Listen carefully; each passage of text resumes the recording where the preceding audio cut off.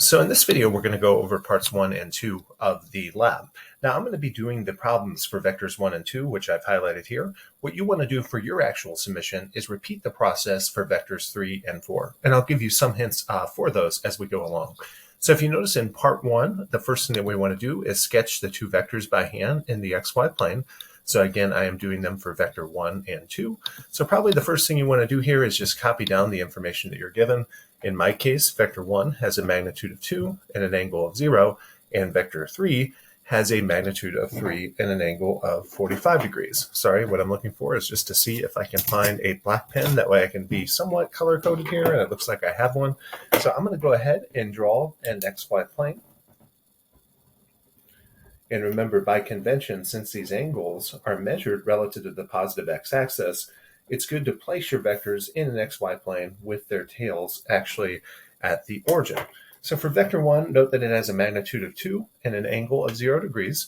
The procedure for graphing vectors is always to go out the magnitude along the positive x-axis and then rotate by whatever this angle is. So in this case, we're going to go out 2 units along the x-axis, and imagine my pen is only 2 units long.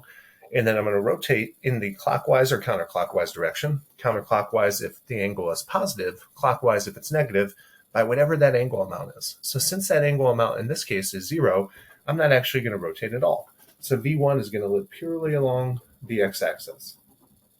So you can sketch it in there. And again, when you sketch these vectors, you show their tail at the origin and their tip at the point of however long their magnitude would be. So V2 has a magnitude of 3, but an angle of 45. So you imagine starting out 3 units along this axis. And then what you want to do is rotate 45 degrees. And since rotating from the positive x-axis to the positive y-axis is 90 degrees, 45 degrees is exactly halfway along, halfway through that quadrant, I should say. So going to my red pen, this is going to be a vector that looks a little bit like this. And if I were to actually measure the length of what I've drawn there, it should be 3 units relative to the length of V1, which is 2 units. So that is my part 1. Now, just to give you a hint about your part 1, notice that your first vector, V3, has a magnitude of 2 directed at a 90-degree angle. Again, we said kind of going an entire quadrant is 90 degrees. So you know you did this right. If your vector 3 lies purely along the y-axis, and vector 4, it has a magnitude of 3 and it's directed at a negative 45-degree angle. Remember, when the angles are negative, you don't rotate in the counterclockwise direction, but rather you rotate in the clockwise direction. So that is what I'm looking for part 1. Feel free to just take a picture and paste it into the document there, or if you have the ability to electronically draw on your document, just include that in this portion right here.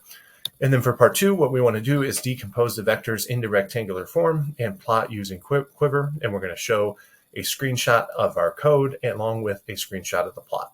So how do we actually do vector decomposition? Well, the key part to remember here is that you can decompose vectors, which really means to go from polar to rectangular form using these formulas. Particularly V1 is going to have an x component, which you can determine by taking its magnitude and multiplying by the cosine of that standard angle measured from the positive x-axis. So this is just going to be a number, and we're going to use that number to weight by x hat. And then the y component, we're going to determine by taking the magnitude and multiplying by the sine. So these are both just going to be numbers. And then we're going to do the same thing for V2, and in your case for V3 and for V4. And when you actually put those into MATLAB, what I would do if I were you, and sorry, that is the desktop application of MATLAB. You all are using the web application. When you're logged into MATLAB online, just click the button to create a new script. And then in line 1, I would just, lines kind of 1 through 4, I would define the parameters of the vectors that I'm giving. So I'll say would define V1 and V2 in polar form. Now you notice I started that with a percentage sign, and a percentage sign, you may remember, is what is called a comment. And that just adds information into my file or my set of commands, which I'm going to call a script, that the actual MATLAB interpreter won't actually deal with. So it's just for me and to make my code readable. So define v1 and v2 in polar form. What we were given, I was given that mag v1 is 2. I was given that angle of v1 is 0. And if you notice, I'm picking the names of these variables, mag v1, angle v1. You can really pick whatever you like, but in general, when you pick variable names to store values, you want them to satisfy 2 criteria. First and foremost, it has to satisfy the syntax rules of the language. And in MATLAB, that means that the variable name has to start with a letter and that it can only contain letters, underscores, and numbers. So the technique that I used here, when I kind of had 2 different words, mag v1 and angle of v1, to capitalize the start of the actual second word to make it more readable, is called camel casing. So we've defined our 2, the vector v1 in polar form. And what I'm going to do is the same thing for v2. So you can just copy and paste that, change v1. Notice MATLAB is underlining these, telling me, hey, I think you're defining something twice. You probably don't want to do that. And so I'm going to change v1 in the variable name to v2. And then I will put the actual values for v2 in, which are magnitude 3 and angle 45. So that's kind of the first block of code that you have to find, the actual definitions of the 2 vectors in polar form. And again, you are going to have in your comment v3 and v4, and you will have the values for v3 and v4 here as well. So what I'm going to do next is actually to convert v1 and v2 to rectangular form. And remember that when you store vectors in MATLAB, you want to put the individual values inside square brackets and separate them by a comma. That's how you can store them as actually row vectors, which we talked a lot about in the first part of the engineering math module. So what I'm going to do is define v1. I'm going to set it equal to. I'm going to open a square bracket to say that I'm going to store it as a row vector, x component first, y component second. How do I get the actual x component? Well, I take the magnitude of v1, which I've already stored in this variable here, and I multiply by the cosine. Now, since the angle of v1 is in degrees, I'm going to use cosine d. So I will let you kind of look at what I've written there in some detail. But basically, since I've stored the magnitude and angle of vector v1 as a variable, I can take the magnitude and I can take those variable names and use them in my formula. So all that I'm doing here is nothing more than this part of the calculation right here. So the nice thing about doing it this way is then when I want to define the y component, I can just copy the x component, paste it for the y component, separating by a comma. That way MATLAB knows this is the second component. And I don't need the cosine function to do the decomposition there. I need the sine function.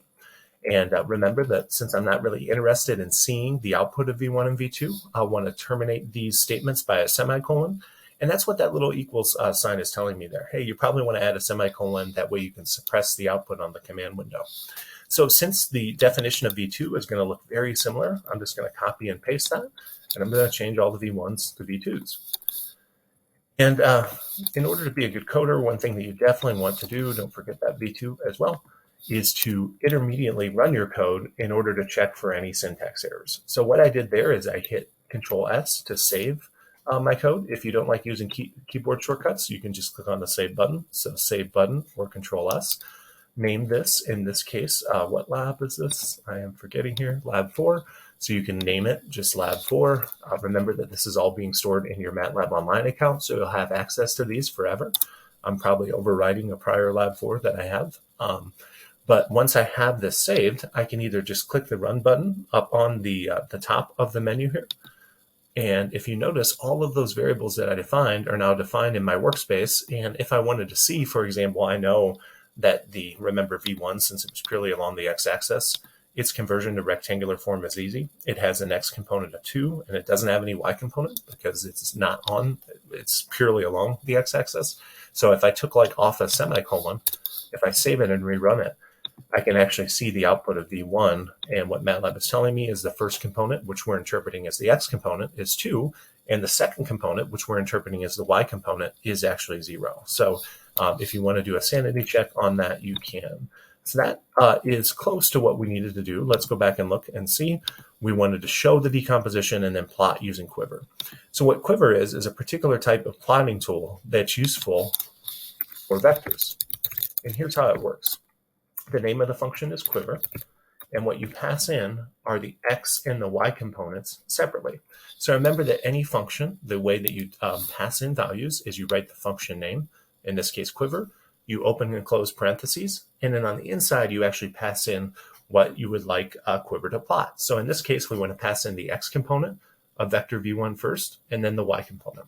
So if you remember v1, we defined as a row vector. It's one row by two columns. So if I want to get to the first element, I'll type v1 parentheses 1, and that's going to give me the x component.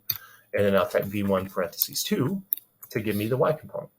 Now notice what happens if I run this code, just with that line of quiver added. There is the plot of my vector. And as I'd expect, it's purely along the horizontal direction.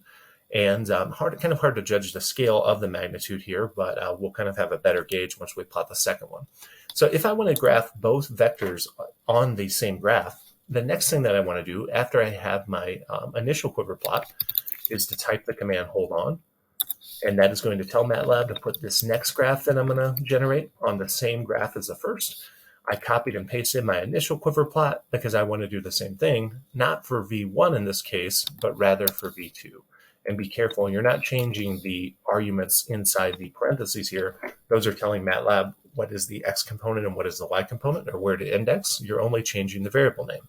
So I'm going to close that figure. I'm going to save this, and I'm going to rerun it. What we're actually going to see here is a plot that looks very similar to what we have on our DocCam. And that's really the point of, and of course my DocCam is going to freeze up now. Kind of weird. Anyways, hopefully it will minimize.